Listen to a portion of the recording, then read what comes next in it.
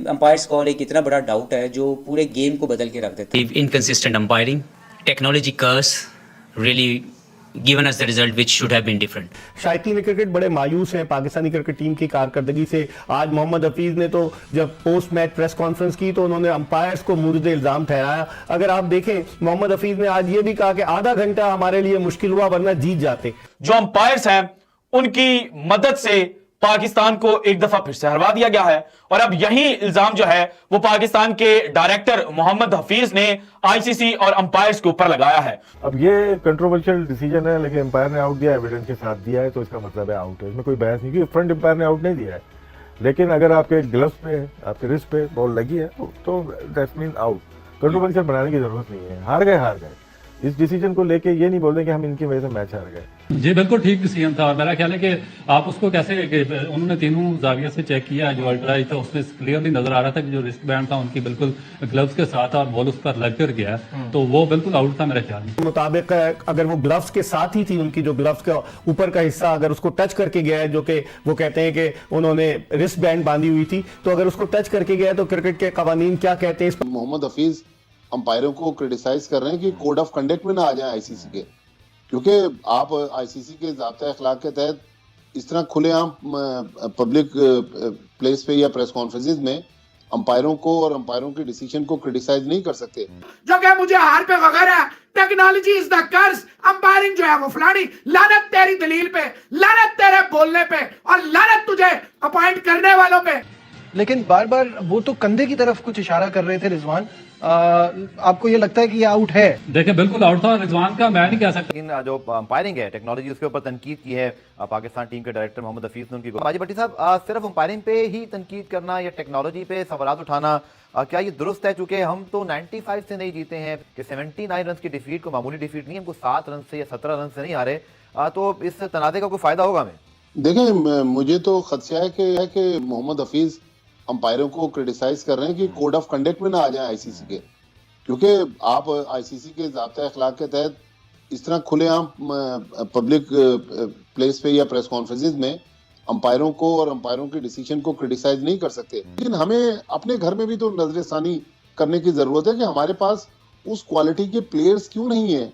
हमारा एक player 50 run बनाकर अपने लिए खेलता है और आउट होकर चला जाता है, वो उस क्लास के प्लेयर कहाँ हैं जो इस 50 को 100 में कन्वर्ट करें और पाकिस्तान को मैच जितवाएं। क्रिकेटर्स कुछ कप्तानों से बात की, उन्होंने कहा जी रिस्ट बैंड पे अगर लगे तो ये आउट ही कहलाता है, क्योंकि रिस्ट बैंड ग्लव्स का पार्ट ही होता है। तो मुझे समझ नहीं आ रहा कि एग्जैक्टली वो किस तरफ इशारा कर रहे हैं। फिर आपने बिल्कुल सही निशानदेही की कि आप चले हिंट दे सकते हैं कि हमारे खिलाफ कुछ या हमारे हक में फैसले नहीं आए, लेकिन आप टेक्नोलॉजी कर्स बोल दें, आप बोले जी इनकंसिस्टेंट अंपायरिंग, आप थोड़ा सा मुझे लगता है बात आगे चली गई है। असल में आईसीसी को भी अब अपने लॉस पर, अपने जो कवानीन है उन पर नजरसानी करने की जरूरत है।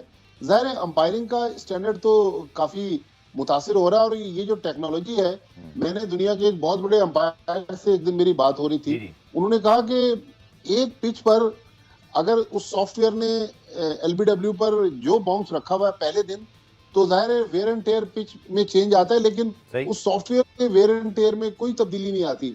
तो टेक्नोलॉजी पर तो साल से सवाल उठ रहे हैं और प्लेयर अगर क्रिटिसाइज करें या रद्द-ए-अमल दें उन पर फाइन होता है, या अगर ऑफिशियल्स अंपायर्स के डिसीजन को क्रिटिसाइज करें तो वो कोड ऑफ कंडक्ट में आते हैं। तो अंपायरों के लिए भी तो ज़ाब्ता अखलाक होना चाहिए कि उनके एक फैसले की वजह से टीम का पूरा रिजल्ट चेंज हो जाता है।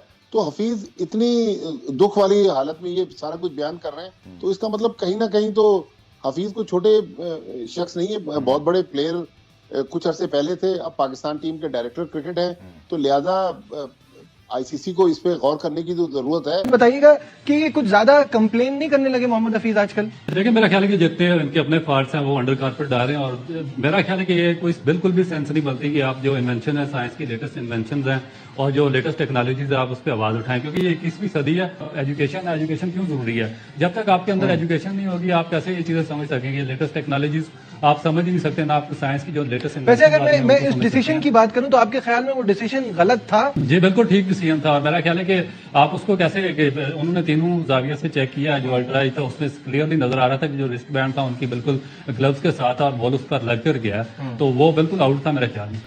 लेकिन बार बार वो तो कंधे की तरफ कुछ इशारा कर रहे थे रिजवान। आपको ये लगता है कि ये आउट है? देखिए बिल्कुल आउट था रिजवान का, मैं नहीं कह सकता। ठीक है। आपको एक ना एक दिन टेक्नोलॉजी पे बिलीव करना ही पड़ता है। जो अंपायर्स हैं उनकी मदद से पाकिस्तान को एक दफा फिर से हरवा दिया गया है और अब यही इल्जाम जो है वो पाकिस्तान के डायरेक्टर मोहम्मद हफीज ने आईसीसी और अंपायर्स के ऊपर लगाया है। डायरेक्टर मोहम्मद हफीज ने प्रेस कॉन्फ्रेंस की, उसके अंदर उन्होंने जनाब सीधा सीधा इल्जाम जो है वो लगाया है और उन्होंने कहा कि इनकंसिस्टेंट अंपायरिंग और टेक्नोलॉजी कर्स जो है वो पाकिस्तान को ले डूबा है। जो हॉटस्पॉट टेक्नोलॉजी है जिसके अंदर जनाब जो रेस है उनके थ्रू देखा जाता है कि बॉल कहां पर लगी है, तो हॉटस्पॉट टेक्नोलॉजी के मुताबिक जो मोहम्मद रिजवान है उनका जो रिस्ट बैंड है, जो ग्लव का रिस्ट बैंड बनता है ना हिस्सा, वहां पर गेंद टच नहीं हुई, लेकिन जो स्निकोमीटर था वहां पर जब बॉल गुजर रही होती है जनाब जो उनका रिस्ट बैंड है उसके करीब, तो वहां पर एक स्पाइक जो है वो शो हो रहा होता है और बहुत बड़ा स्पाइक होता है। इसी वजह से जो रिचर्ड इलिंगवर्थ थे उन्होंने मोहम्मद रिजवान को आउट डिक्लेयर किया, लेकिन पाकिस्तान क्रिकेट टीम के मुताबिक जनाब मोहम्मद रिजवान जो हैं वो आउट डिक्लेयर नहीं होने चाहिए थे। वो फैसला जो है वो ओवरटर्न नहीं किया जाना चाहिए था क्योंकि जनाब मोहम्मद रिजवान का जो ग्लव था और उसका जो ऊपर वाला हिस्सा था उसको गेंद नहीं लगी थी। और अब जनाब पाकिस्तान क्रिकेट टीम के जो डायरेक्टर और बड़े हैं उनके मुताबिक पाकिस्तान को ये जो टेस्ट मैच हरवाया गया है ये अंपायर्स की जनाब जो फिक्सिंग है उसकी वजह से आ रहे हैं। और अब चूंकि मैच ऑस्ट्रेलिया के अंदर खेला जा रहा था, ऑस्ट्रेलिया के सुपरस्टार सामने थे, सो मुझे लगता है कि जनाब अंपायर्स को कहीं ना कहीं जो ऑस्ट्रेलियाई लेजेंड्स हैं उनका जो असर और रसूख है ना वो खा गया है और अंपायर को क्या खाया है पाकिस्तान को, अल्टीमेटली जनाब ये मैच जो है वो हारना पड़ गया। और हमारे जो हफीज साहब है वन एंड ओनली इतनी बकवास करता था, इतना बेहया, इतना बेशरम और इतना मक्कार, इतना यार, अल्लाह ताला इसके मुंह पे बार बार फिटकार। ऐसा बेहया, ऐसा बेशरम, ऐसा बदहया और ऐसा निकम्मा, ऐसा टट्टू, ऐसी मैंने कभी अपनी लाइफ में प्रेस कॉन्फ्रेंस नहीं सुनी जो कि मुझे हार पे वगैरह technology is the curse, umpiring जो है वो फलानी, लानत तेरी दलील पे, लानत तेरे बोलने पे और लानत तुझे अपॉइंट करने वालों पे, लानत है तेरे को टीम के साथ लगाने वालों पे, तेरी थर्ड क्लास ज़हनियत, तेरी थर्ड क्लास सोच पे। बेहया, इतना टीवी पे बैठ के भौंकता था, इतनी बकवास करता था, पंजाबी साले को आती नहीं। अंपायरिंग टेक्नोलॉजी कर्स, रिजवान को उड़ा के रख। और जो लोग कह रहे हैं कि जनाब आउट नहीं था, वो आउट था यार। देखिए ऐसे ही ठीक है, अंपायरिंग घटिया हुई है, सब कुछ हुआ है, इतना भी बायस नहीं। वो हर्षद बोगले साहब भी कह रहे हैं बेनिफिट आउट, मेरा ख्याल है कि यार वो आउट था। ऐसे बंदा बहाने बनाए। देखिए यार कितना बेगारत और झूठा आदमी है, टोपा लगा के, टोपा लेके आ गया बकवास करने के लिए, वहां पहुंचा हुआ याशी करने के लिए, वहां पे इसने कर्फ्यू लगाया हुआ है, टीम के प्लेयर ये भी ना करें, टीम के प्लेयर वो भी ना करें, इसको करें सारे मिलके, इसके पिछवाड़े को सुखाए, बड़ा करें।